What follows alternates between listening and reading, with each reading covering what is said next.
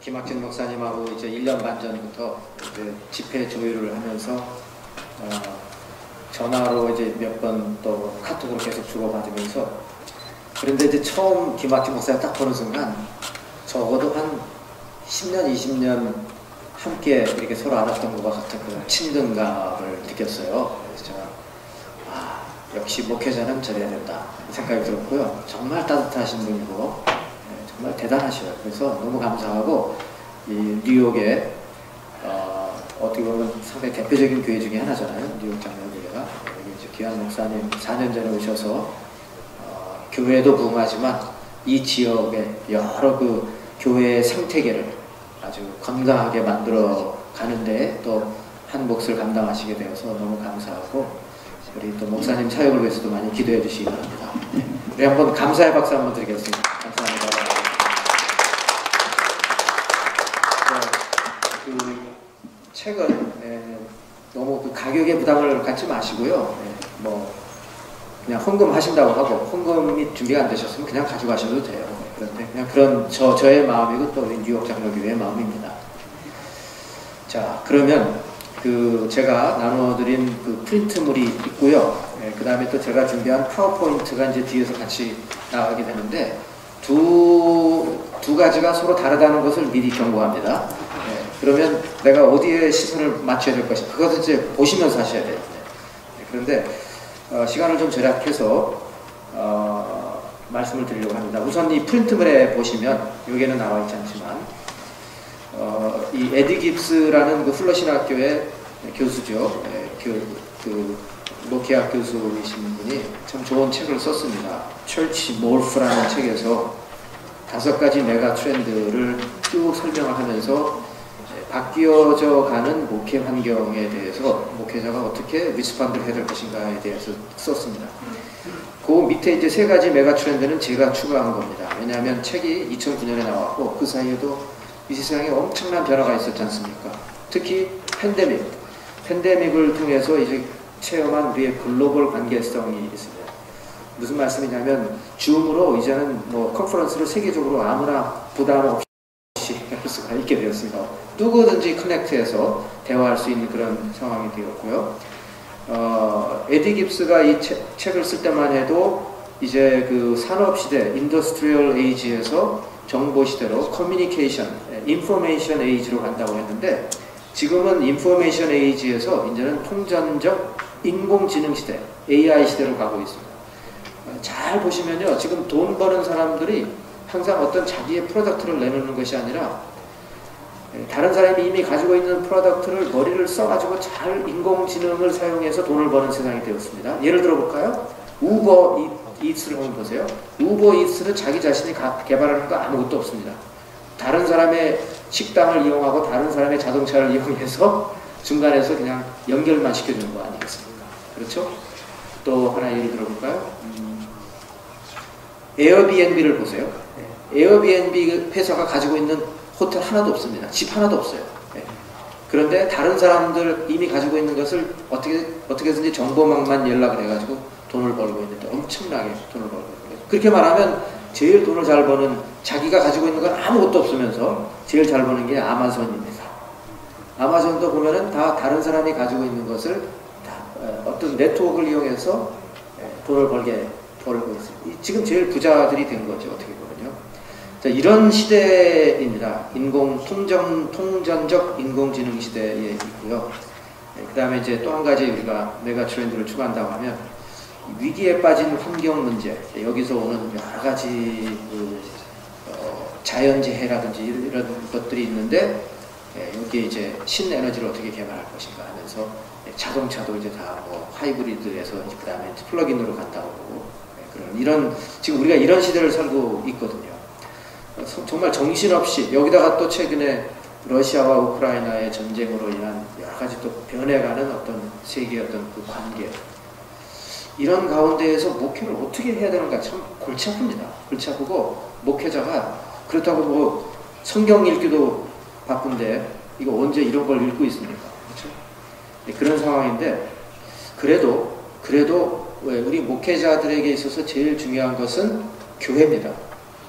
교회를 이렇게 변해가는 세상 속에서 어떻게 지키는 정도가 아니라 어떻게 발전시키고 어떻게 부흥시킬 것인가. 굉장히 중요한 포인트고, 계속해서 젊은이들은 세속화 시대의 교회를 떠나고 하나님으로부터 멀어져 가고 온갖 상대적 가치관이 일어나고 있죠. 여기 뉴욕시티에 어제 설명 들었는데 상당히 그 자유주의적인 그런 어떤 성정체성이라는 이런 문제들이, 화장실을 남자 여자 또 중간에. 그래서 사실은 카나다는 제가 보니까 얼마나 리버럴한지 미국보다 한 10년 앞서가는 것 같아요. 이런 면에서 다른 쪽에서 앞서가야 되는데 이미 카나다는 10년 전에 고민한 이야기들이에요, 이게.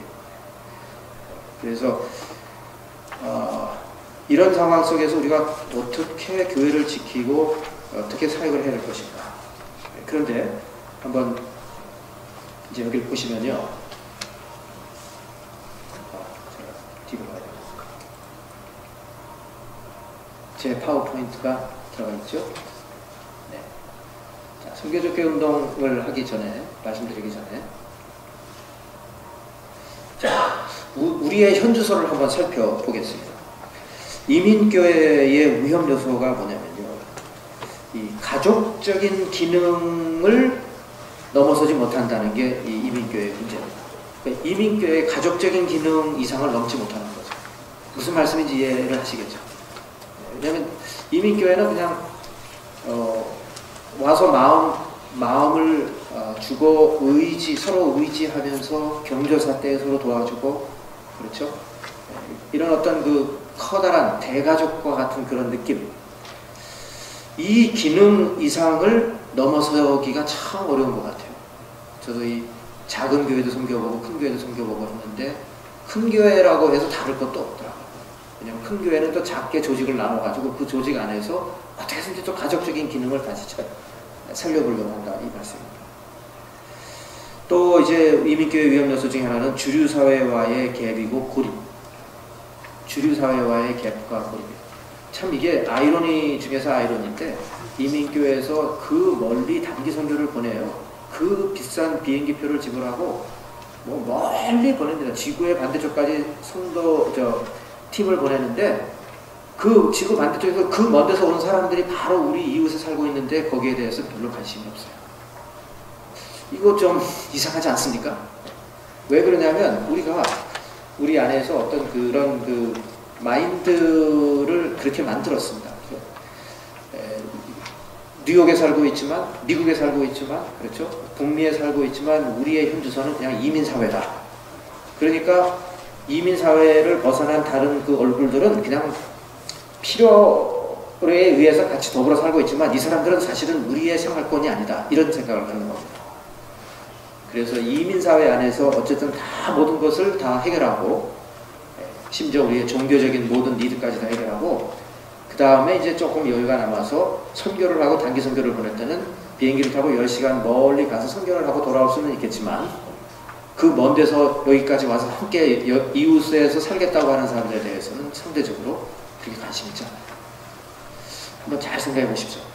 제가 말씀드리는 이민교회의 이제 함정이 그 가족이라는 가족적인 기능 이상을 넘어가지 못한다는 거고, 그 다음에 주류사회와의 갭과 그 고립을 벗어나지 못한다는 거. 이게 또 큰 문제점이고요. 또 하나는 다음 세대와의 언어와 문화적인 차이로 인해서 또 고립이 생긴다는 것입니다.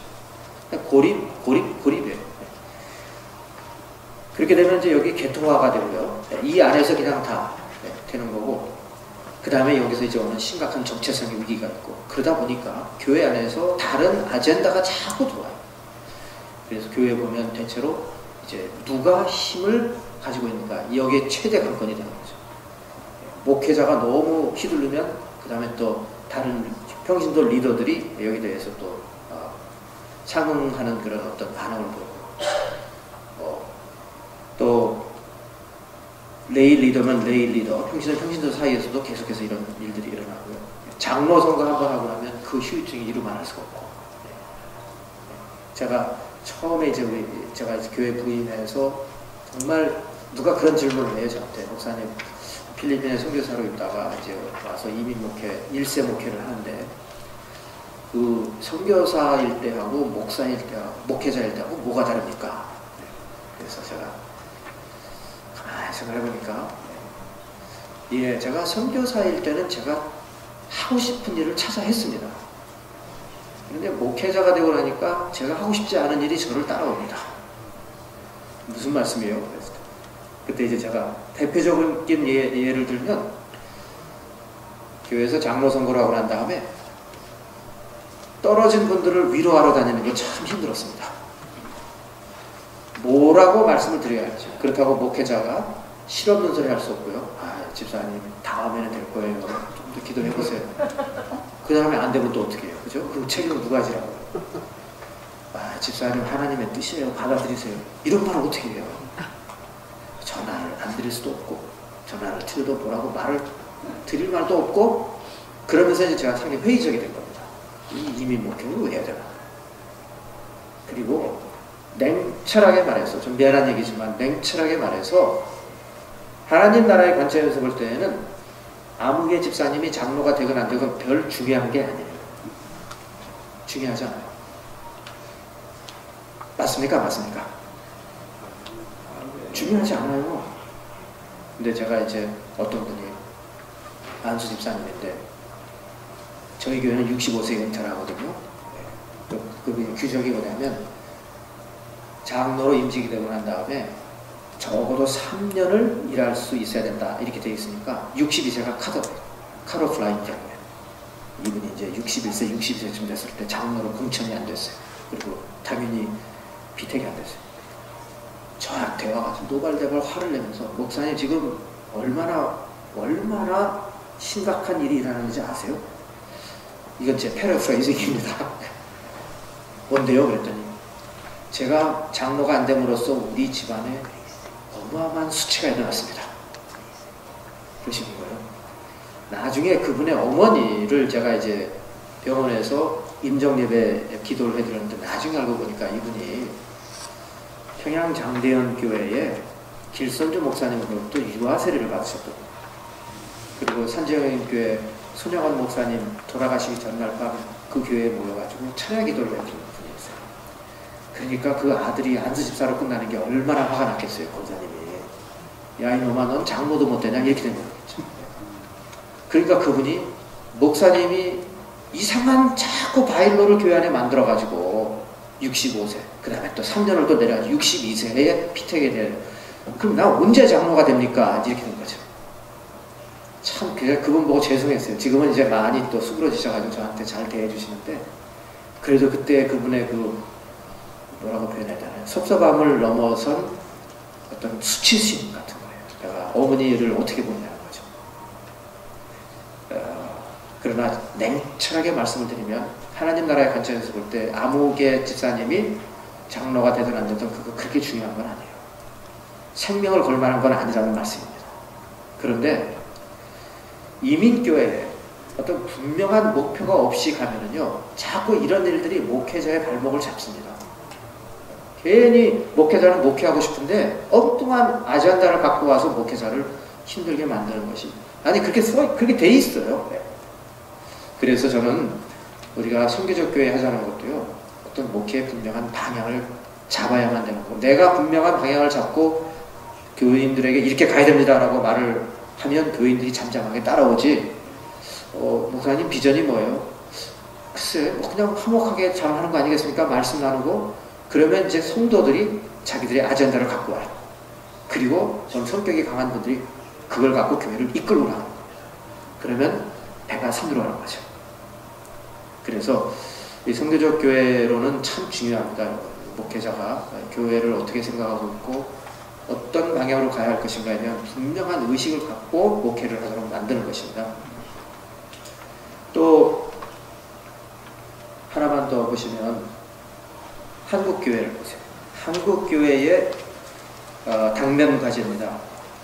이 한국교회에 대해서는 끊임없는 교회 이미지 추락과 심화되어 가고 있는 사회적인 비판, 여기에서 나오는 것이 이제 복음의 진정성입니다.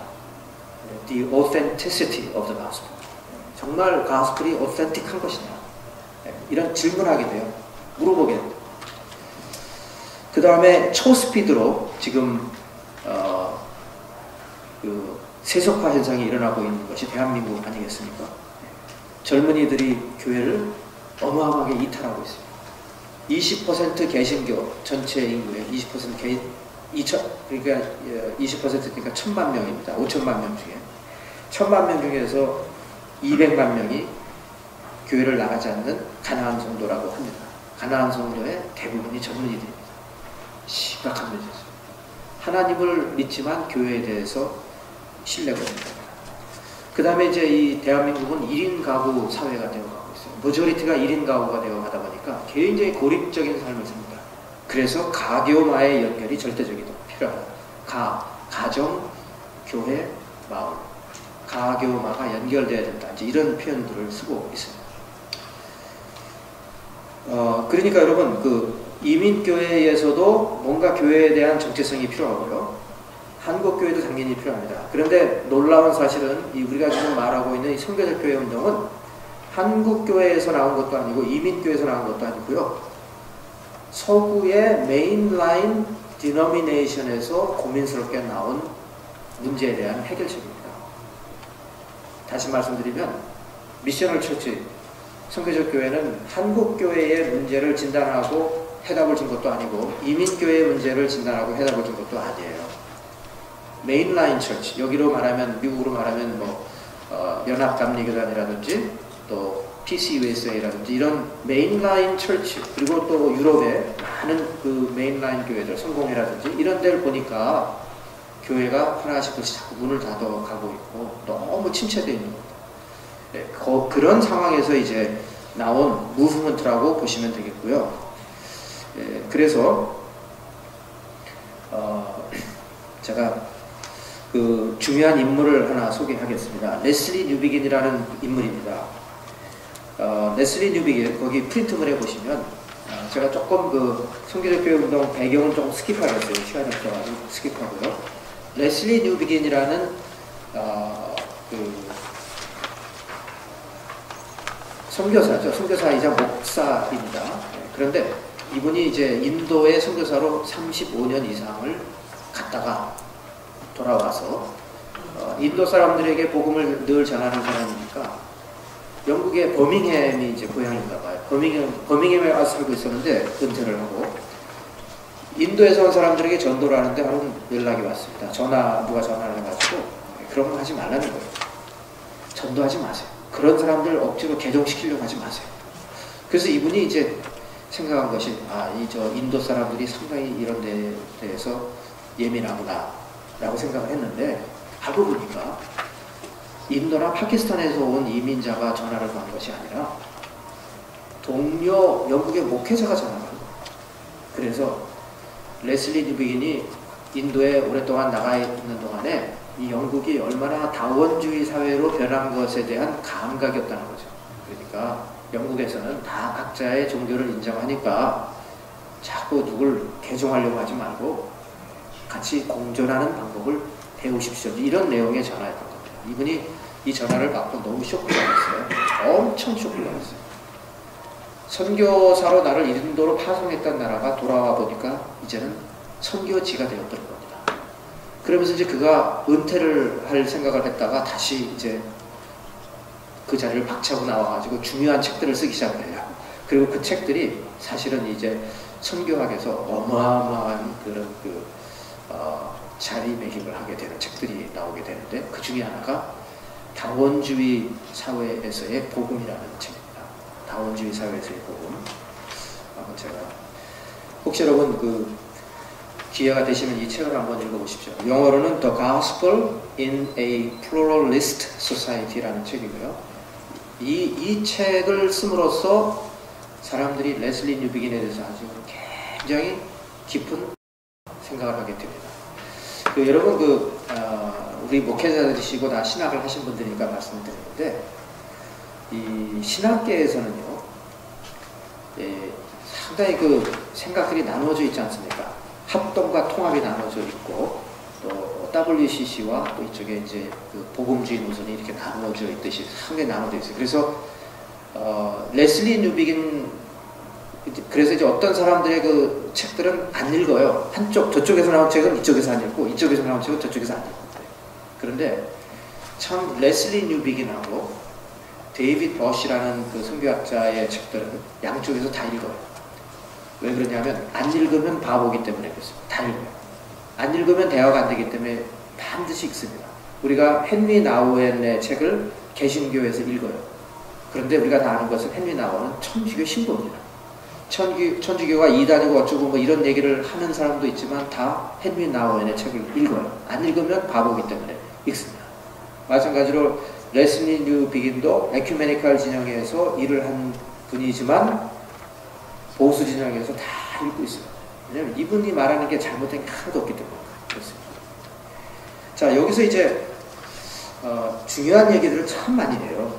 여기 7장과 18장, 챕터 7과 챕터 18 이런 것들은 아주 대표적인 그런 챕터들이고, 그래서 제가 여기 이제 리뷰, 서머리까지 올려놨는데요.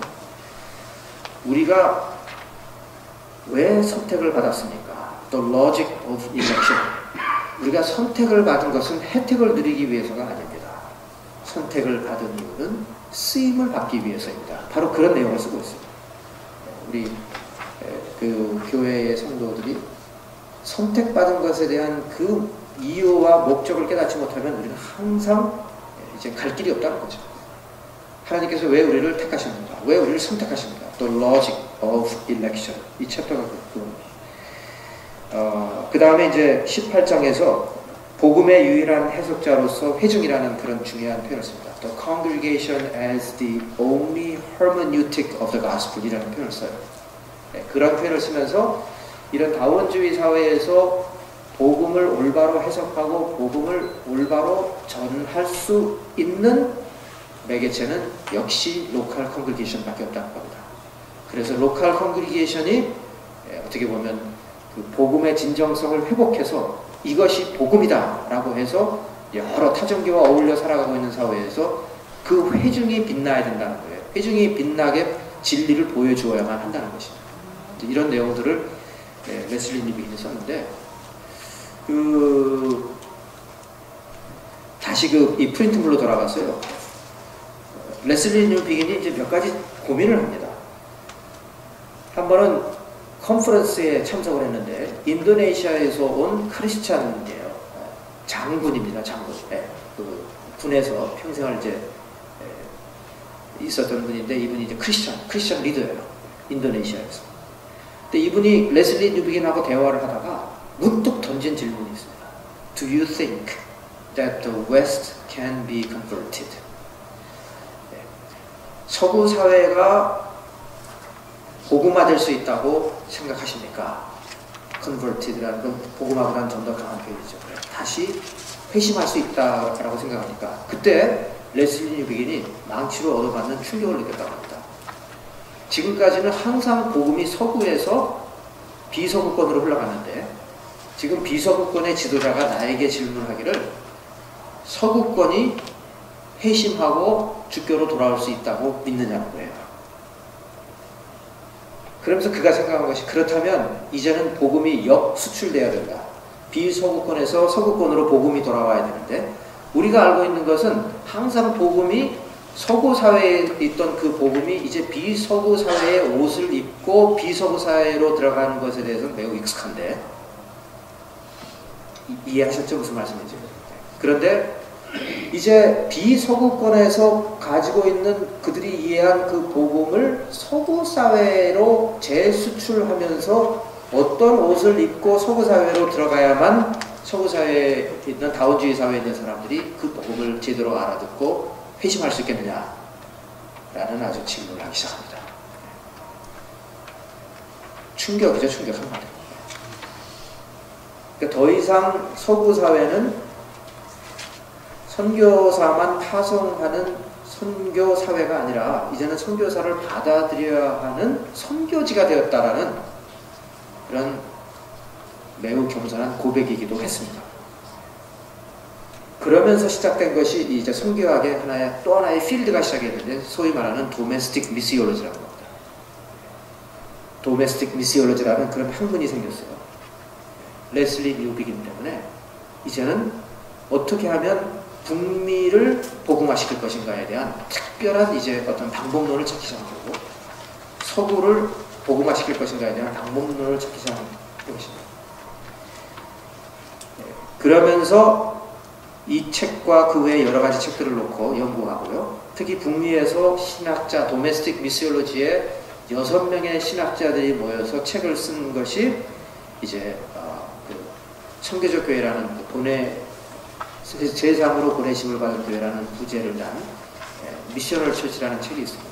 프린스턴 신학교에서 성경을 가르쳤던 데럴 구더라는 분이 이제 편집을 한 책인데요. 신학자 6명이 그 책이 어떻게 보면 북미에서 선교적 운동의 시발점이래요.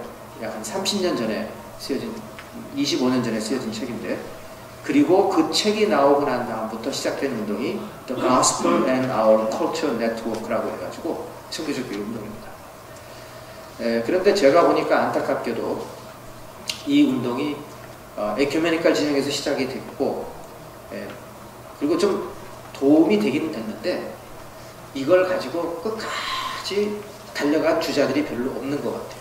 없고 일부 교회들이 조금 했지만 안타깝게도 이것은 신학자들의 그냥 탁상 공론으로 끝나버렸습니다. 실제로 미셔널 철치를 아주 체계적으로 연구하고 실행한 미국 교회들은 제가 손꼽아서 몇 개 안 된다고 봐요. 어스틴 텍사스에 있는 교회라든지 그런 이제 교회들이 좀 있고요. 또 LA에도 그런 교회들이 좀 있고 한데, 아무래도 이제 이런 운동이 일어나기 전에 미셔널 철치라는 그런 개념이 일어나기도 전에 워싱턴 DC에 The Church of the Savior라는 교회가 있습니다. 그 교회는 참 대단한 교회고 이런 것들을 실천한 교회는 몇 개 안 돼요. 그런 상황인데, 그래서 저는 이제 이 선교적 교회에 대한 그 원리를 쭉 읽어보고 이민교회에 접목을 시켜보려고 했습니다. 이민교회에서 어떤 정체성을 회복하기 위해서 그렇게 하게 되었습니다. 그래서 제가 이제 저의 그 선교적 교회에 대한 조금 철학과 이런 것들을 나누도록 하겠습니다. 저의 그 선교적 교회론에 대한 목회 철학은요, 크게 네 군데에서 그 소스를 받았다고 보시면 되겠습니다. 첫째는 니케아 콘스탄티노플 신조입니다. 나는 하나이고 거룩하고 보편적이며 사도적인 교회를 믿습니다라는 우리 교회사의 교부들이 만들어준 교회론이에요. 교회론에 대한 교회가 무엇인가에 대한 정의입니다. 우리 그 사도신경에 보면 교회에 대해서 딱 두 단어가 나오죠. I believe in Holy Catholic Church라고 되어 있어요. 그렇죠? Holy Catholic Church. 나는 우리말로 갑자기 생각이 안 나네. 사도신경 어떻게 돼요? 나는 그 부분 기억 안 나십니까?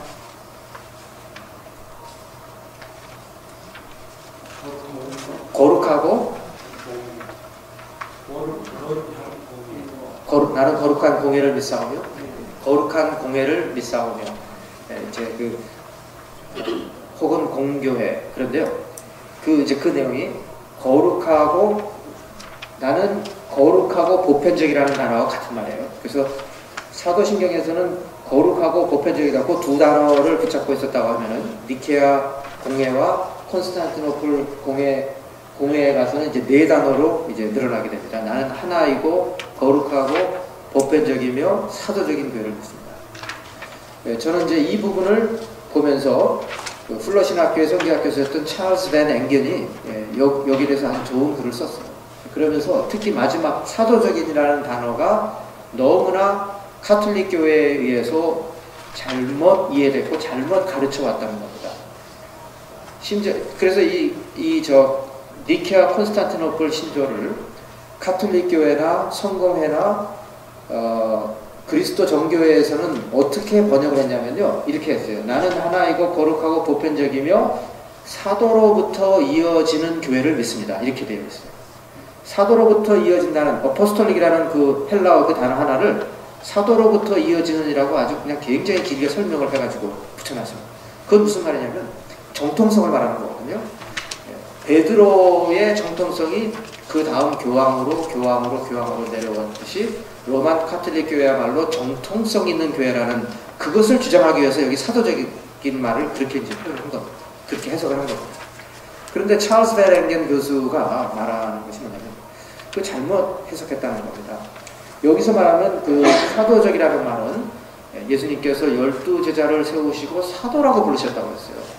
귀신을 쫓아내는 능력을 주셨고 제자들을 세상으로 내보내셔서 전도하게 하셨다는 겁니다. 그러니까 그 사도적이라는 말은 예수님께서 오토리티와 미션을 주신 그 오토리티와 미션이라는 두 단어를 떠나서는 사도라는 말을 이해하지 못한다는 겁니다. 그러니까 사도라는 것은 무엇이냐? 예수님의 권위로 예수님께서 부탁하신 일을 하는 교회가 사도적입니다. 그래서 그 사도적이라는 말은 예수님께서 제자들을 세상에 보내신 것과 같이 오늘날의 교회를 세상으로 보낸다는 겁니다. 그래서 여기서 사도성이라는 말이 나옵니다. 교회가 사도성을 회복해야 됩니다. 중세기에 카톨릭 교회에 의해서 오역된, 그러니까 로만 카톨릭 교회의 정통성을 주장하기 위해서 사용된 그 단어의 오리지널, 가장 먼저 사용하신 예수님께서 어떻게 사용하셨죠? 예수님은 12제자를 세우셔서 사도라고 불렀다. 보내셨다. 능력을 주셔서 일을 맡기셔서 보냈다는 겁니다. 그러므로 오늘날의 교회는 그리스도의 능력을 가지고 그리스도의 사명을 가지고 세상으로 가야 된다. 그러니까 교회가 아무 일도 하지 않고 그냥 우리 안에서 가족적인 분위기가 좋으니까 여기서 우리끼리 다 그냥 좋은 거 다 하고 우리의 자신의 베네핏을 위해서만 헌금을 사용하고 하자, 이거 잘못했다는 거죠. 교회는 자기의 몸을 불태워서라도 세상에 빛이 되어야 된다는 것입니다.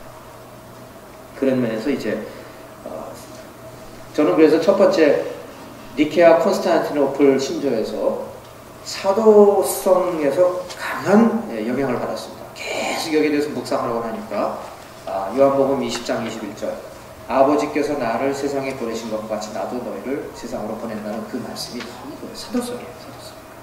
이것을 우리는 깨달아야 되고, 그러면 이제 선교하는 교회와 선교적 교회의 차이가 확연하게 드러나는 겁니다. 선교하는 교회는 성도의 일부를 세워서 선교사로 내보내는 겁니다. 그리고 나머지는 후원하는 거예요. 기도하고. 그런데 선교적 교회는 온 성도를 내보내는 겁니다. 월요일부터 토요일까지 온 성도를 내보내는 겁니다. 이렇게 되면 이제 교회의 어떤 패러다임이 일어나는 겁니다. 그러니까 대충 신앙생활하기 위해서는 우리 교회 여러분 어울리지 않습니다. 이렇게 되는 거예요. 왜냐면 우리 교회는 온 성도가 세상으로 나가서 사역하는 교회이기 때문에 그렇습니다. 이렇게 되는 겁니다. 그리고 이게 놀라운 사실인데 워싱턴의 더 세이비어 교회라고 Church of the Savior가 실제로 그렇게 그걸 했어요. 한 1947년에 개척된 교회고요. 창설자인 골든 커스비 목사님이 90몇 세에 돌아가셨는데 2010년쯤 돌아가셨을 거예요. 어쨌든 그분이 살아있을 때까지만 해도 어마어마하게 사도성을 가지고 교회를 했습니다.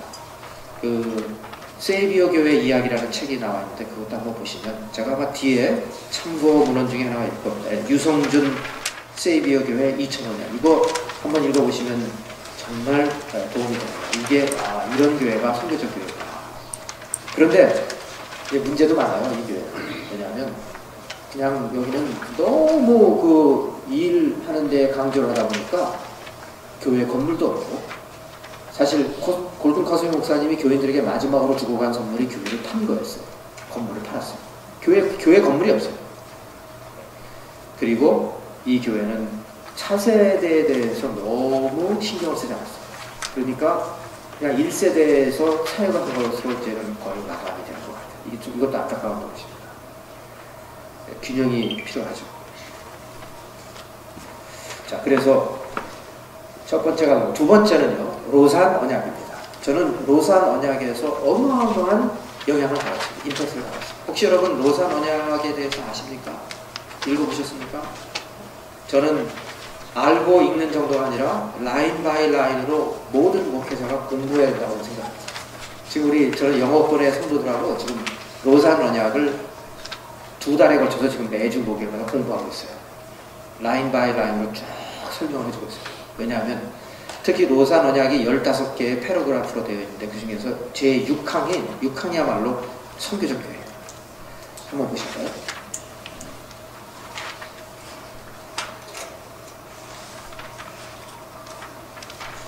육항의 일부입니다. 예.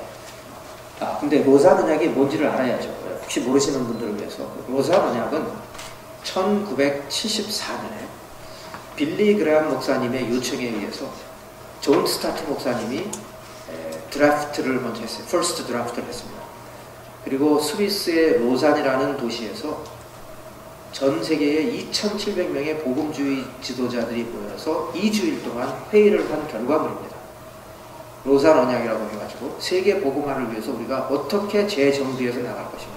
근데 그 당시에 이제 백그라운드가 에큐메니컬 진영에서 구원이 무엇인가, 선교가 무엇인가 이런 거에 대해서 너무 인간적으로 해석을 하면서 이상한 방향으로 가버렸고요. 해방신학이라든지 이런 것들이 나오면서 도대체 복음이 뭔가, 선교가 뭔가 사람들이 매우 혼란스러워할 때였습니다. 그래서 로산 언약은 복음이 이것이다, 전도란 이런 것이다, 선교는 이런 것이다 라는 걸 정확하게 정의를 내려주는 그런 그 지침이에요. 그런데 여기 보시면 미셔널, 선교적이라는 단어는 하나도 들어가 있지 않는데 제6항은 전부 다 선교적인 표현입니다. 보세요. 아버지께서 그리스도를 세상에 보내신 것과 같이 그리스도는 그의 구속받은 백성들을 세상으로 보내시는 것을 우리는 확인한다. 세상으로 보낸다잖아요. 모든 백성을. 이게 미셔널 처치입니다. 이 사실은 그리스도께서 하신 것과 같이 세상으로 깊이 값지게 침투해 들어갈 것을 요구한다. 우리는 교회적 울타리를 투고 넘어서 비기독교 사회에 침식해 들어가야 한다. 들어가야 된다는 거예요. 왜냐하면 들어가지 않을 때 기존 교회가 가지고 있는 다른 두 옵션은 뭐냐면 세상과 분리해서 따로 살아가는 그런 교회가 되든지 아니면 세상과 동화돼가지고 세상의 그 모든 가치관이 교회에 다 들어와가지고 세상을 바꿀 수 있는 능력이 없는 거예요. 우리는 그런 것을 다 배제하고 우리가 원하는 것은 희생적으로 세상에 침투해야 된다는 것입니다. 교회가 희생적으로 해야 할 일 가운데 전도가 최우선이다. 세계복음화는 온 교회로 하여금 온전한 복음을 온 세상에 전파함을 요한다. 이렇게 됐고요. 그 다음에 교회는 하나님의 우주적 목적의 바로 중심에 서 있으며 복음을 전파할 목적으로 그가 지정하신 수단이다. 그러나 십자가를 선포하는 교회는 스스로 십자가 전적을 승리하고 그러나부터는 또 다른 내용을 말하고 있는데 어쨌든 그 바로 전까지는 교회는 하나님의 우주적 목적의 바로 중심에 서 있다. The church is at the center of God's cosmic purpose라고 했어요. God's cosmic purpose가 뭐냐면 world evangelization이고 redemption of his created order예요. 하나님의 창조 세계를 다시 재구현하는 것입니다. 그 목적의 중심에 서 있는 것이 교회고요. 그 일을 위해서 교회는 성도를 세상으로 파송해야 되고 성도는 값진 희생을 치르며 세상 속으로 침투해서 들어가야 된다는 것입니다. 벌써 여기 선교적 교회 다 정리를 다 내렸어요. 이미 1974년에. 네. 바로 이거예요. 이거를 우리가 하자는 것입니다. 그래서 저는 다시 그래서 이제 여기 보시면 니케아 콘스탄티노플리스 신조어에서 많은 그 모티베이션을 받았고요. 로산 언약에서 받았고 뉴비긴의 이 책에서 받았고 그다음에 세이비어 교회에서 실제로 일어나는 것을 보면서 이제 많은 도움을 받게 되었습니다. 조금만 더 하고 이제 또 말씀을 드리는데요. 그러면 이제 레슬리 뉴비긴이 말하는 그 성교적 공동체는 어떤 모습을 띄어야 될 것인가? 여기 이제 보면 이런 공동체는 찬양의 공동체, 진리의 공동체, 자기를 위해 살지 않고 이웃을 보살피는 데 깊이 관여하는 공동체, 그리고 교인을 세상에서 제사장직을 수행할 수 있도록 준비시키고 지원하는 공동체, 서로를 책임지는 공동체, 그 다음에 소망의 공동체, 그리스도의 죽음과 부활을 믿는 소망의 공동체로서 복음의 유일한 해석자. 이게 참 멋있는 말이에요. 그러니까 로컬 컨그리게이션이야말로 복음을 올바로 해석할 수 있는 유일한 해석자가. 왜냐하면 사람들이, 믿지 않는 사람들이 로컬 컨그리게이션을 보고 복음이 무엇인가를 깨닫기 때문에 그 로컬 컨그리게이션이 정말 그 교인들이 솔선수범해서 선행하는 모습을 보면서 저게 복음이라고 가르쳐 줄 수 있어야 되는 것입니다.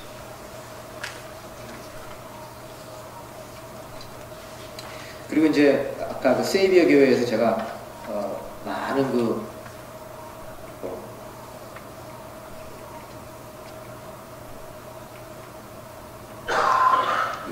세이비어 교회도 제가 3번을 방문을 했습니다. 토론토에 살면서 워싱턴 DC에 3번을 가서 이 교회를 이 교회가 하는 사역들을 다 둘러보고 이 교회에서 한 40년 이상 신앙생활을 했다는 분과 반나절을 같이 보내면서 인터뷰를 하고 이런저런 문제점들을 다 제가 파악을 하고 있는데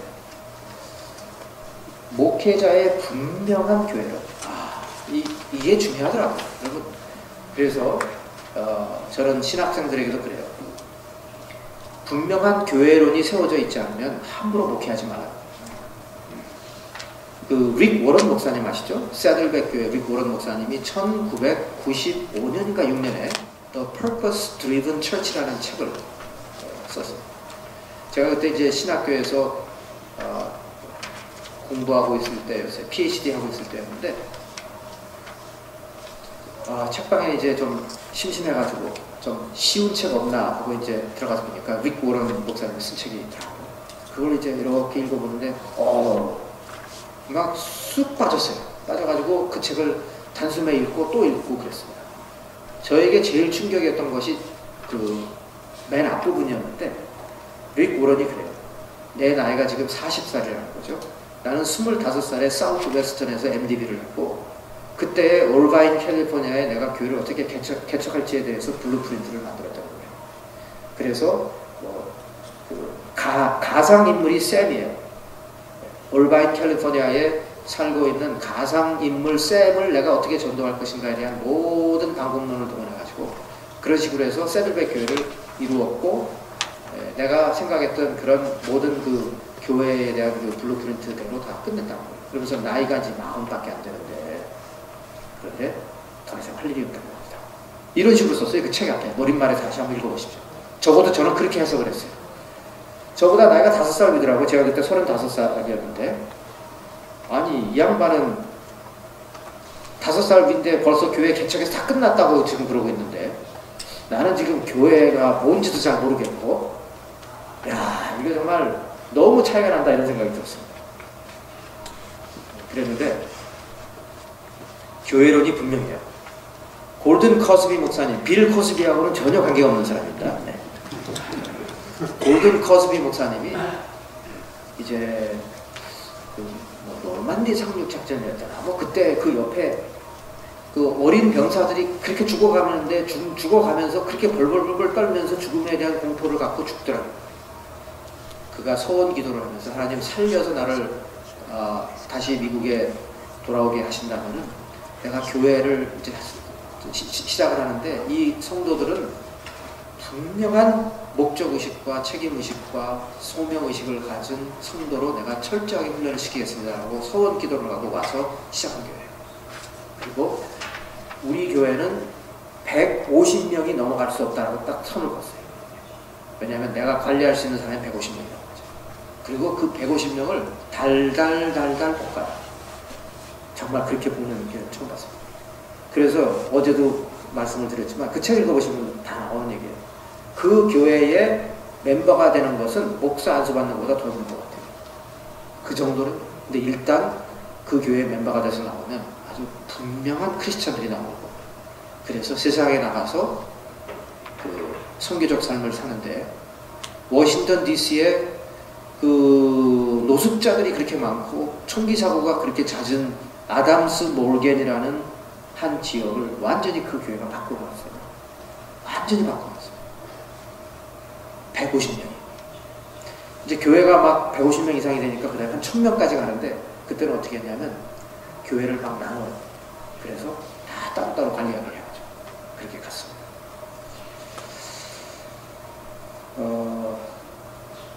여기 이제 보시면 엄격한 멤버십 과정. 멤버십은 1년밖에 유효하지가 않고요. 1년 후에 또 갱신해야 되는데 그때는 이제 자기가 소약했던 것을 제대로 지키고 있는지 다 봐야 돼요.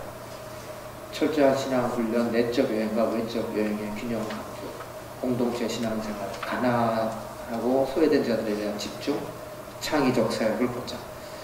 병신도인데 대단하지 이런 교회도 있었어요. 지금은 과거형으로 표현할 수밖에 없는 것이 바튼 타치가 안 돼요. 지금. 그 1세대 성도들이 이루어놓은 일들을 엄청난 볼륨이에요. 예를 들면 그 하우싱 프로젝트를 했습니다. 그 사람들을 위해서 좀 싸게 아파트를 제공하는 걸 했는데 아파트만 9채인가를 구입을 해가지고 어마어마하지 않습니까? 스케일이.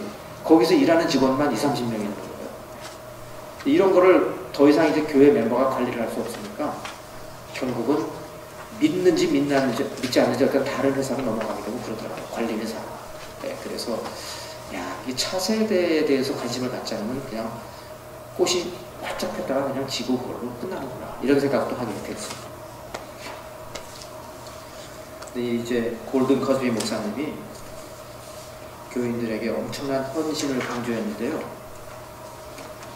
여기 보세요.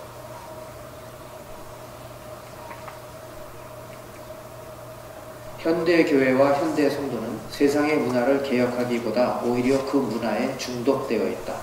그래서 반드시 하나님 나라의 가치관으로 이 상황을 극복하고 공동체로 함께 삶을 나누며 나가야 한다.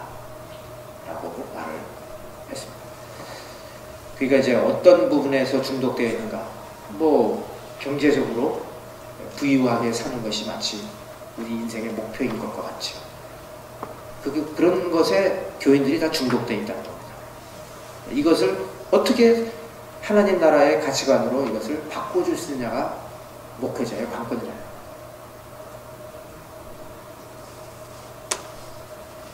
그래서 세이비 교회에 가면은 이제 이 훈련 센터가 있어요. 그 앞에 저런 것도 되어 있고 한데요.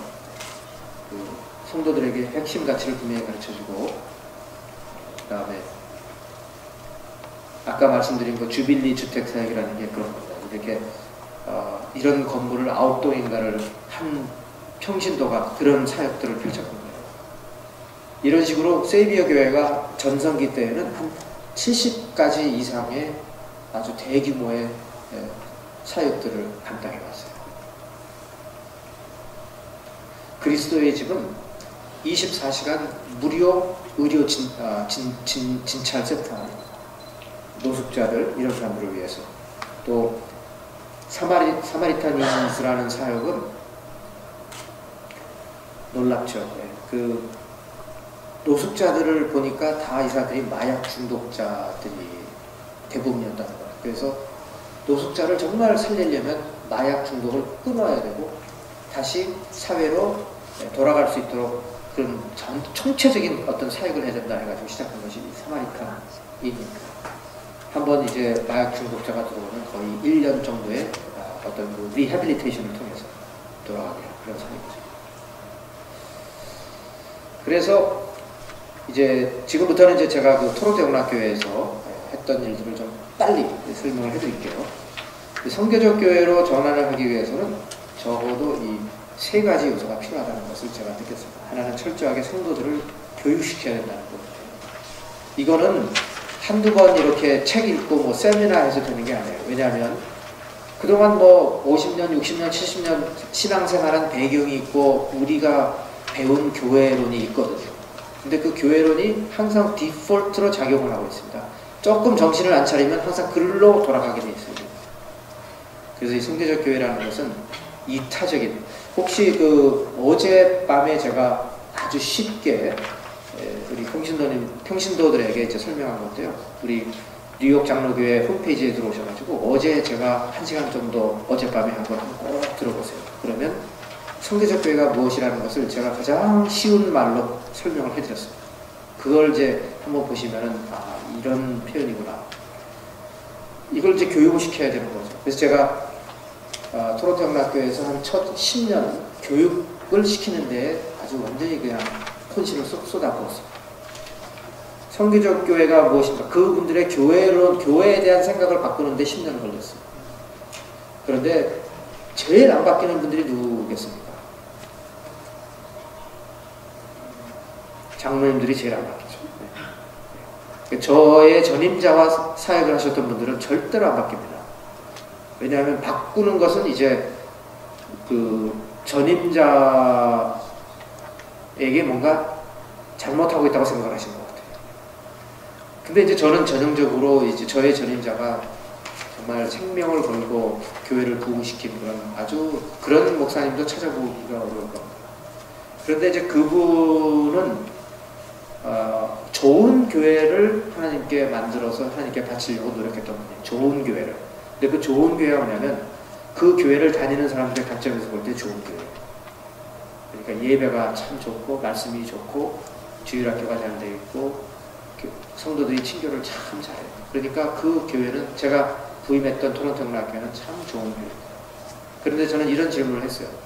만일 토론토 영락교회가 더 이상 존재하지 않는다면 이 교회가 존재하지 않는 소식을 듣고 제일 슬퍼할 사람들이 누구냐라는 질문에 토론토 영락교회 교인들 왜 누구냐라는 질문에 답이 금방 안 나오는 거예요. 그러면 그것은 우리의 관점에서는 좋은 교회지만 하나님 나라의 관점이나 믿지 않는 비신자들의 관점에서는 그 교회가 좋은 교회가 아니고 상관이 없는 겁니다. 성교적 교회는 좋은 교회가 되지 않는 건데 믿지 않는 사람의 관점에서도 좋은 교회, 하나님의 마음을 시원하게 해드리는 관점에서도 좋은 교회, 그리고 그 교회를 다니는 성도들의 마음에도 좋은 교회가 되지 않는 것입니다. 그래서 한 첫 10년은요 교육에 완전히 쏟아부었어요. 제가 이제 12주 과정으로 다시 생각하는 교회론이라는 코र्스를 만들어가지고 중직자들을 강제적으로 다 저하고 3달씩 공부하게 했고요. 12주 과정에서 책을 3권을 읽고 독후감을 써내게 만들었어요. 따라왔을까요? 안 따라왔을까요? 놀랍게도 다 따라오더라고요. 전부 다 독후감을 다 내고요. 책 3권, 그 중에 하나가 세이비어 교회 이야기고 그런 책들이에요. 그렇게 하고 어느 정도 이제 체제를 잡아가면서 다시 생각하는 교회론을 이수하지 않으면 중직자로 공천을 못 받는 제도를 만들었습니다. 조금 좀 공산주의 같죠? 네. 그래서 일단 이 과목을 이수하지 않으면 안수집사로 권사로 공천이 안 되고 안수집사로 공천이 안 되니까 장로가 될 수 없는 거죠. 그러니까 이제 그 장로님 중에 한 분이 또 목사님 이 제목부터가 마음에 안 듭니다. 다시 생각을 왜 해요? 지금까지 잘했는데. 와. 그리고 이제 제가 이 교회론을 설명하면서 꼭 필요한 것이 멤버십 과정을 그냥 손방망이처럼 만들지 말고 제대로 하자. 해서 이제 멤버십 과정을 했더니 그 장로님이 또 와가지고 불쾌하다고 전임자의 그 피땀 흘린 그 노력 위에 목사님이 부임을 했으면 고마워해야지. 뭐 무슨 멤버십 과정이 몇 주가 어쩌고 저쩌고 해가지고 이렇게 문턱을 높여가지고 아니 성경을 내가 뒤지고 봐도 예수님이 무슨 멤버십 과정이 있었냐 예수님이. 그러면서 당장 치우라고. 그래서 제가 이 책에도 나오는 내용입니다. 장로님 제가 싸우고 싶잖아. 장로님 릭 워런의 Purpose Driven Church의 제 17과 챕터 17의 멤버십에 주면서 30페이지인가 카피를 해서 읽으시고요. 한 달 후에 저하고 대화하시죠. 한 달 후에 장로님 대화할까요? 못하겠대요. 읽으셨습니까? 안 읽었대요. 왜 안 읽으셨는데요? 마음이 바뀔까봐 아닌 것 같아요. 솔직해서 고맙다고 그랬어요. 마음이 바뀔까. 제가 그때 느낀 게 뭐였냐면 이미 오랫동안 생각이 굳은 분들은 그냥 내버려둬야 돼요. 가지 바꾸려고 하면 안 돼요. 그러니까 그분들은 앞으로 내가 해야 할 일에 대해서 반대만 하지 않으면 감사합니다. 그래서 그분들이 하나씩 둘씩 은퇴를 할 때까지 기다렸습니다. 그게 10년이에요. 그리고 서리집사에서 안수집사로 올라오고 권사로 올라오시는 분들에게 초점을 맞추면서 계속 교육을 시켰어요. 이분들이 시무장로가 딱 되었을 때에는 더 이상 왈가왈부할 게 없어요. 예, 당연히 성교적 교회예요. 참 신기하게 주일 예배 대중 기도를 할 때 보면 장로님들부터가 우리 교회가 성교적 교회로 가야 한다는 걸 계속 성도들에게 대표 기도를 통해서 강조합니다. 그리고 이제 보면 뭐 그 안에서도 장로님들 안에서도 확실하게 이해하는 분도 계시고 좀 덜 이해한 분도 계시고 하지만 전체적으로 이것에 대해서 반대하는 사람은 한 사람도 없고요. 이것에 대해서 생각이 다르다 한 사람도 없어요. 왜냐하면 공천이 안 되니까 처음부터 그런 분들은 다 들어올 수가 없는 거죠. 어떻게 보면 빨갱이 집단이에요. 그런데 제가 보니까 그렇습니다. 저는 그래요. 우리 교회에서 웬만한 거 가지고 장로님들하고 논쟁하지 않습니다. 제가 우기고 하는 거 거의 없어요. 왜냐하면 저에게 항상 리트머스 테스트가 있어요. 제 자신에게 물어요. 이것이 생명을 걸 만한 일인가? 목회 생명을 걸 만한 일인가? 했을 때 아니다 그러면 장로님 알아서 하십시오. 이렇게 저는 가요. 그런데 장로님들이 알고 있어요. 선교적 교회는 건드릴 수가 없어요. 송 목사 이거 건드리면 목회 생명과 연결된다. 안 건드려요. 그렇게 아주 흑백을 분명하게 해놓으니까 여기에 대해서는 저는 서포트를 받고 있다고 생각하는 거죠. 왜냐하면 제가 이건 저의 어떤 고집이 아니고 이거는 교회가 올바로 살 길이라고 저는 생각합니다. 교회가 이렇게 가야 된다는 거예요. 지금 뭐 자꾸 이렇게 말씀을 드려서 죄송한데 한국의 모 교회가 있지 않습니까? M교회, M교회, 모교회, M교회. 문제를 일으키고 있는 M교회 아시잖아요. 그런데 우리가 가만히 한번 냉철하게 생각해 보세요. 그 교회가 다른 교회에 피해 안 주고 있어요, 지금. 그냥 그 안에서 우리가 아들 세습해서 세우겠다는 것 뿐이에요. 그런데 왜 그렇게 도시락 싸들고 다니면서 사람들이 반대를 하고 있습니까? 그건 가만히 생각해 보세요. 아니, 뭐 그 교회가 그렇게 하겠다는데, 그리고 아들이 그 자리에 앉으면 제일 혼란스럽지 않겠다는데, 내버려두지. 그러면. 그 M교회 최근에 가보셨습니까, 여러분? 그 성전 새로 건축하고 나서 구성전일 때 이렇게 스티플이 두 개 쫙 있었던 교회잖아요. 그리고 이제 새로운 교회가 이렇게 알치고로 이렇게 옆에 딱 세워졌어요. 그리고 구교회와 구성전과 신성전을 이으는 구름다리가 딱 연결되어 있더군요. 매우 상징적이어서 제가 그걸 보면서 아버지와 아들이 연결돼가지고 계속 가는구나. 한번 보십시오. 거기서 제가 느낀 것이 뭐냐면 왜 사람들이 그렇게 반대를 하느냐. 왜냐하면 그것만 봐서는요. 그 교회는 그냥 자기를 위해서만 존재하는 교회인 거예요. 사람들이 원하지 않는 것은 이기적인 교회. 교회는 이타적이 됩니다. 이타적. 그런 면에서 저는 선교적 교회가 옳은 거라고 생각이 되고요. 그래서 이제 교육 굉장히 신경을 썼고 그 다음에 변화. 이건 뭐 지금도 온고잉입니다. 계속 구조를 심플하게 하고 바꿀 거 바꾸고. 그래서 이제 여기 이제 제일 중요한 포인트가 하나가 뭐냐면 성도를 교회에 묶어놓지 말라는 거죠. 세상으로 나가라고 해놓고 자꾸 교회로만 오라고 하면 무슨 시간이 있어서 세상에 나가느냐는 거죠. 여기에 대한 밸런스가 필요하다는 겁니다. 너무 많은 집회를 하지 말고 교회 안에서 좀 나가세요. 근데 이제 준비가 안 된 사람들이 나가면 나가서 딴 일을 하겠죠. 그러니까 제대로 훈련을 시켜서 내보내야 된다는 거예요. 그 다음에 이제 어떻게 실천할 것이냐. 이런 거.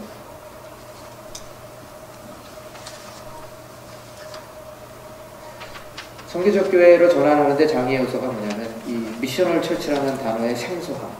그러니까 계속 이해를 못하는 사람들이 많죠. 분리된 교회와 세상의 삶. 그동안에 너무 방지형 신앙을 갖고 있었어요. 교회의 말씀과 교육이 자신의 경험하고 있는 사람과 너무나 동떨어진다는 느낌이 드니까 교회에 와서는 말씀이에요. 그리고 세상으로 나가서는 말씀이 따라가지 않아요. 근데 거기에 너무 익숙해져 있다는 거예요. 그리고 이제 선교적 교회로 가자고 할 때 가보지 않은 길에 대한 두려움, 거부감이 있고 차라리 지금까지 해온 교회가 낫다, 편하고 안전하다. 안 바꾸는 겁니다. 성교적 교회란 온 성도가 세상으로 보내심을 받아 구속적 삶을 살며 하나님의 선교에 동참하는 믿음의 공동체다. 네, 그래서 구속적 삶은 용서와 화해를 통한 회복의 삶이고 환대를 통한 새로운 관계 속으로 들어가고 섬김을 통한 복음의 진정성을 드러내는 삶이다. 이 설명을 하려면 또 이거 시간 좀 걸리는데 오늘 아침에 이걸 이제 한 1시간 새벽 기도 때 했으니까 한번 들어가서 보십시오. 구속적 삶이 무엇인가에 대한 설명을 해드렸습니다. 네, 그래서 이제 성교적 교회 성도들은 이런 내용들이 여기 책에 있으니까 책을 읽으십시오. 네, 시간이 없으니까. 네, 이것도 여기 한 챕터로 나오는 거예요. 이걸 다 할 수가 없어요.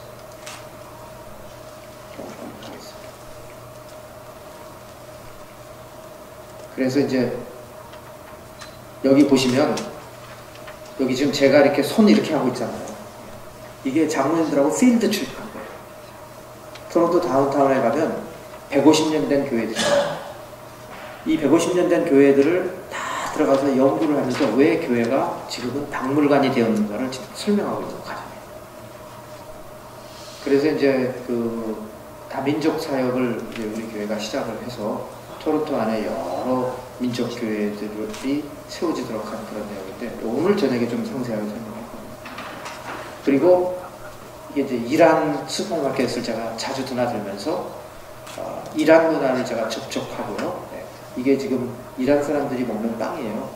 쌍각그릇이라고 하는데 11세기 페르시아 군대가 이동하면서 만든 빵인데 네. 그런 게 있습니다. 이런 걸 이제 저도 자꾸 체험을 하면서 성도들에게 권하고요. 그래서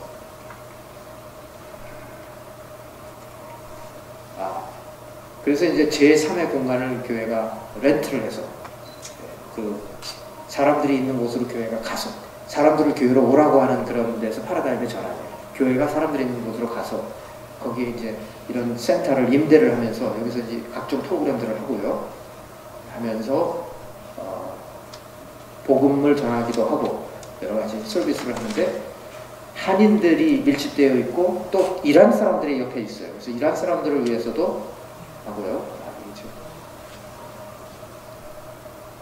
이거는 이제 우리가 난민 사역하는 건데 이건 오늘 저녁에 제가 자세히 할 거고요.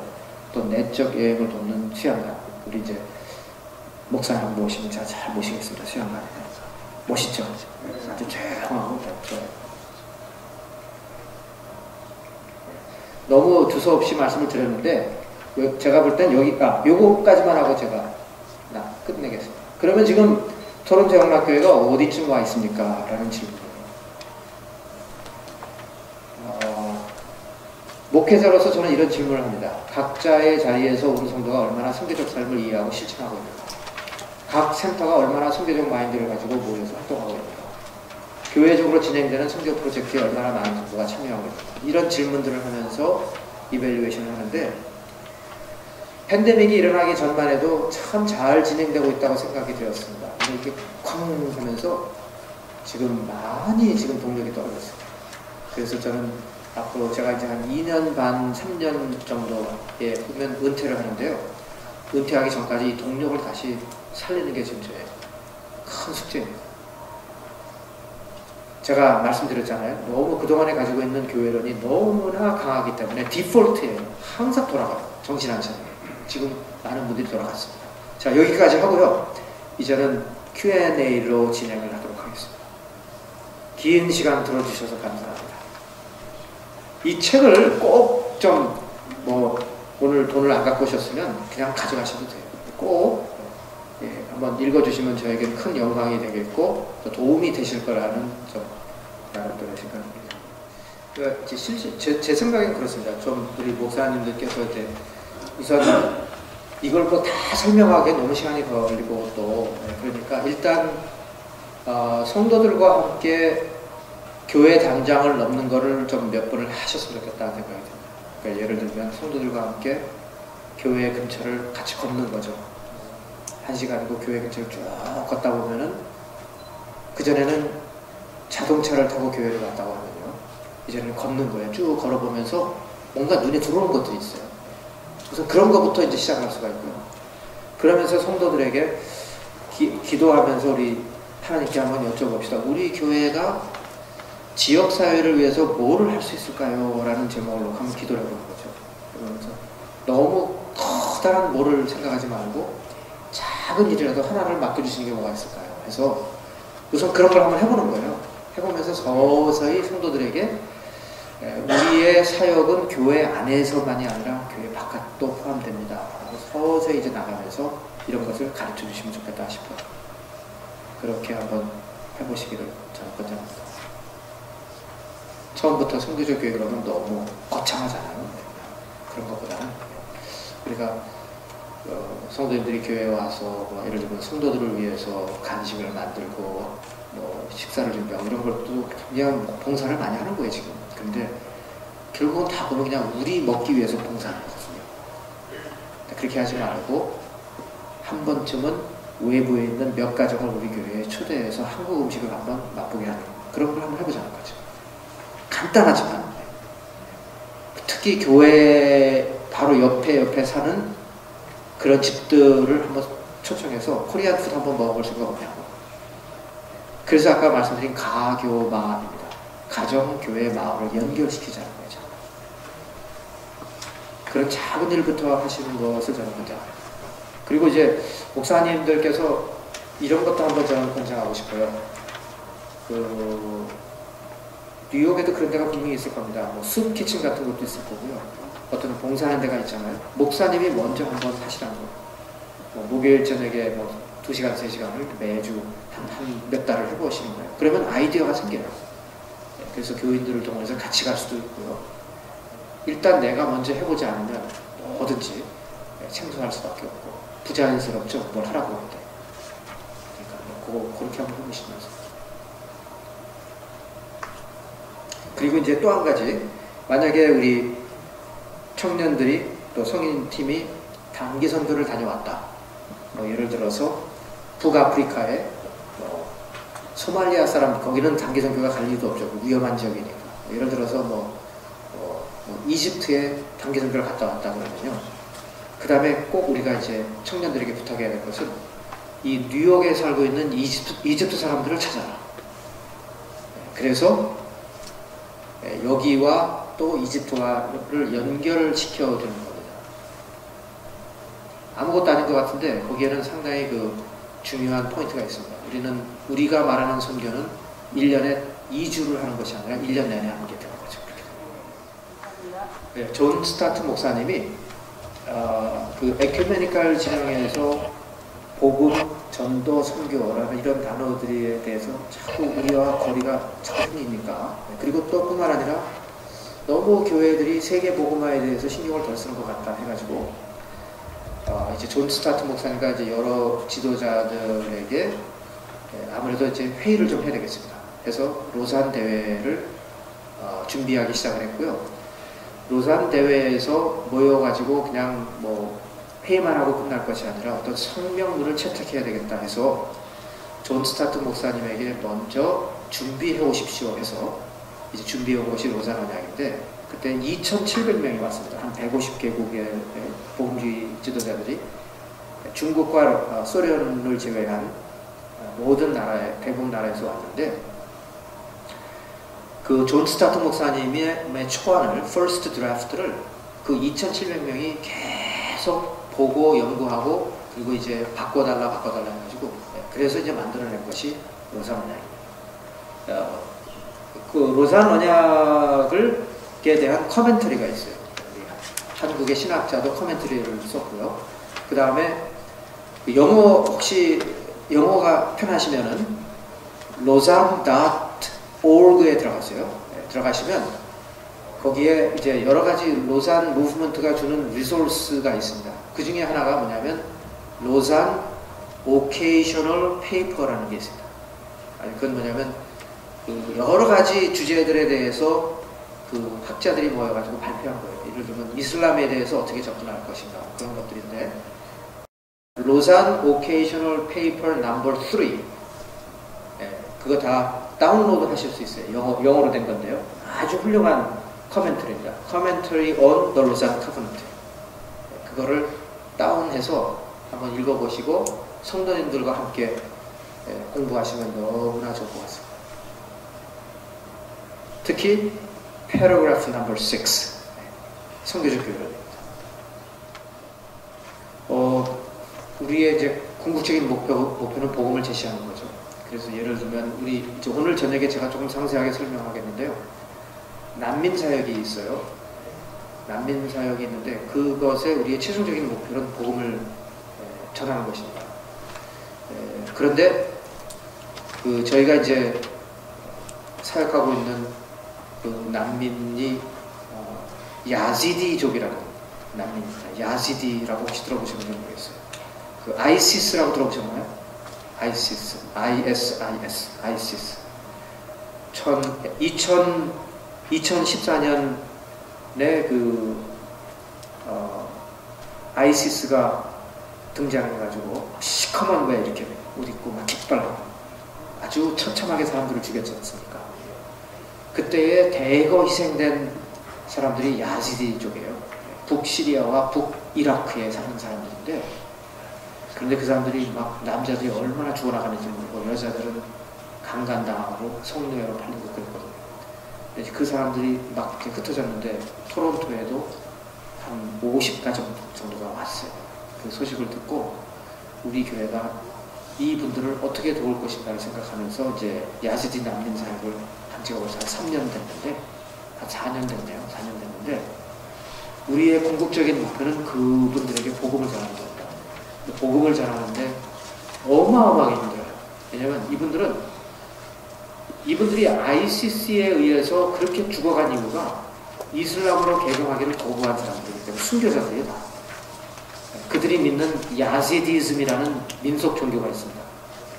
그래서 이제 그것을 넘어서서 그리스도 예수를 믿게 하는 것이 우리의 목표인데, 장기전이죠, 장기전. 그 자녀들은 이제 교회에 와서 여름성경학교에서 예수님을 영접한 그런 케이스도 있습니다. 그러나 아직 부모들은 아직 갈게. 아니 뭐 저는 인사이트가 없고 목사님이 가지고 계실 것 같고요. 이제 코로나는 이제 지나가니까 아무래도 준비해야 될 것 같습니다. 그래서 코로나 이후에 우리가 어떻게 생각할 것인가를 해서 중남미에서 오신 많은 분들을 정말 잘 우리가 전도하고 훈련해서, 그래서 또 여기에뿐만 아니라 또 중남미에까지도 다시 영향을 줄 수 있으면 너무 좋죠. 잘 하셔서 좋은 열매를 맺으시기 바랍니다. 아무래도 이제 저도 벌써 오래전에 캠퍼스에 사역을 했기 때문에 최근의 건 잘 모르고, 그래서 이제 우리는 젊은 사역자들에게 많이 배워야 될 것 같습니다. 그 젊은 세대를 어떻게, 아무래도 젊은 세대들은 이런 테크놀로지에 상당히 또 빠르니까 이런 것을 어떻게 사용해서 이제 그 사람들의 눈높이에 맞게 다가갈 것인가, 이런 거를 생각해야 될 것 같아요. 그리고 뭐 한계가 이건 좀 한 예가 되겠는데, 저는 아직까지도 이제 이런 아날로그 시대의 사람이라 이렇게 이제 프린트물을 나눠주면 상당히 이게 이제 이게 이렇게 따라갈 수가 있는데,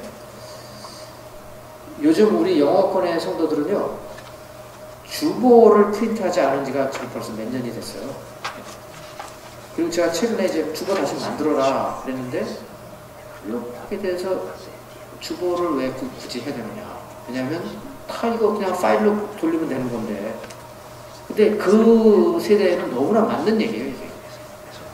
그리고 우리도 이제 팬데믹 때문에 주보를 그 전에 이렇게 만들던 거에 한 10분의 1도 지금 프린트를 하지 않습니다. 그러다 보니까 매년 이렇게 인쇄소에 그 1년치 주보를 이렇게 주문해가지고 막 엄청나게 갖다 싸놓고 그 다음에 매주 이렇게 하는데, 이제는 작년에 쓰다가 남은 주보 아직도 못 써가지고 앞으로 몇 년은 더 써야 되겠다는 생각을 갖고 있고요. 저도 속으로 잘 됐다. 이제는 이 프린트물 하지 말자. 매년 그 교우록을 우리가 만들고 있는데, 교우록 사진 다 들어간 교우록도 굉장히 두껍게 돈도 많이 들어가는데 이것도 하지 말자. 이런 식으로 변해가는데, 이게 젊은 사람들에게 너무나 맞는 타당한 얘기인 거죠. 진작 그렇게 됐어야 되는데 라는 거죠. 그래서 그런 면에서도 캠퍼스 사역에서도 어떻게 하면은 이런 SNS라든지 또 이런 파일 이런 걸 사용해서 그 사람들의 수준에 맞게 우리가 이런 걸 빨리빨리 바뀔 건 빨리 바뀌어야 되고요. 근데 저는 이제 새로운 걸 배우려고 하면 짜증이 나고 신경이 쓰이고 하니까 자꾸 안 하려고 하는데, 뭐 아무래도 이제 젊은 사람들이 나서서 해야 되겠죠. 방법이 바뀐다는 걸 말씀드리는 거예요. 본질은 바뀌지 않는다. 저희는 이제 선교적 교회로 가는 길을 계속 선교를 말할 때 해외 선교는 하나도 줄어든 게 없어요. 오히려 더 늘어났어요. 엄청 늘어났죠. 그리고 해외에 어마어마한 프로젝트를 계속 하고 있습니다. 어마어마하다면 저희들의 수준에서는 어마어마한 거예요. 그래서 캄보디아의 그 고아원으로 시작을 해서 그게 커뮤니티 센터가 되고 계속해서 학교에 또 전도하는 거로 해서 그 프로젝트 계속 늘어나고 있고요.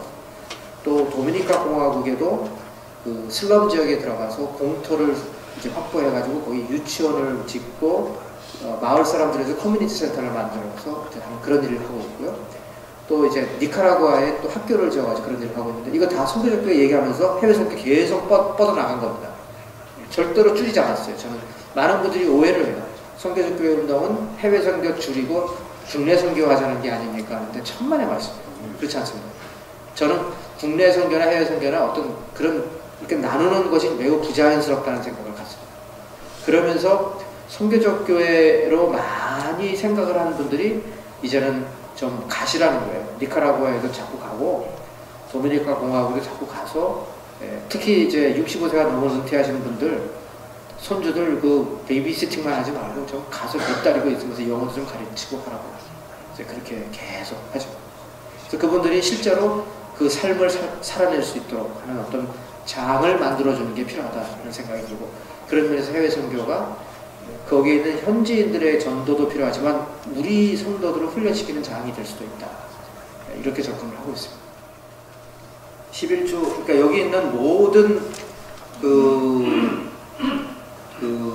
매트리얼은 제가 다 쓴 거예요. 제가 다 만들었어요. 만들었고 다시 생각하는 교회로는 이제 한 10년 정도를 쭉 그걸 하다가 4주 선교적 교회로 가는 길로 축소해서 지금 이제 가고 있습니다. 더 이상 다시 생각하는 교회는 하지 않아요. 10년 동안 가르쳤기 때문에 안 하고 선교적 교회로 가는 길을 하고 있고요. 세교를 위한 교회론가는 이 책의 뒤에 부록으로 제가 써놨으니까 그걸 보시면 돼요. 이걸 이제 다 외부에서 오신 성도님들에게 이런 교회라는 오리엔테이션 코스입니다. 선교적 교회에 대한. 그리고 선교적 소그룹을 위한 센터지기 훈련은 이제 팬데믹 바로 전에 제가 11주 과정으로 그 머티리얼을 만들어서 훈련을 하는 거고요. 다시 해야 돼요. 이제 또 모멘텀을 또 잃어버렸기 때문에 다시 해야 되고. 이제 여기에 나와 있지 않는 다른 기존 그 교회 훈련이 또 있습니다. 제자훈련 1, 제자훈련 2. 그것은 모든 성도들이 반드시 해야 되는 거고요. 그 다음에 제자훈련 1을 하고 난 다음에 선교적 교회로 가는 길까지를 저는 요구하고 있어요. 오늘 성도들이 하도록. 그리고 제가 하는 게 아니고 우리 목사님들이 같이 하고 목회팀이. 그리고 이제 교재를 그거는 이제 여기 보시면 4주 과정이 다 있으니까 한번 보시고 참고하시면 될 것 같아요. 제가 젊은 세대는 젊은 세대. 젊은 세대도 뭐 이 똑같은 공부 같이 하고 있어요 지금. 하고 있고 최근에 제가 이제 영어권 성도들에게 이런 내용들을 지금 같이 나누고 있습니다.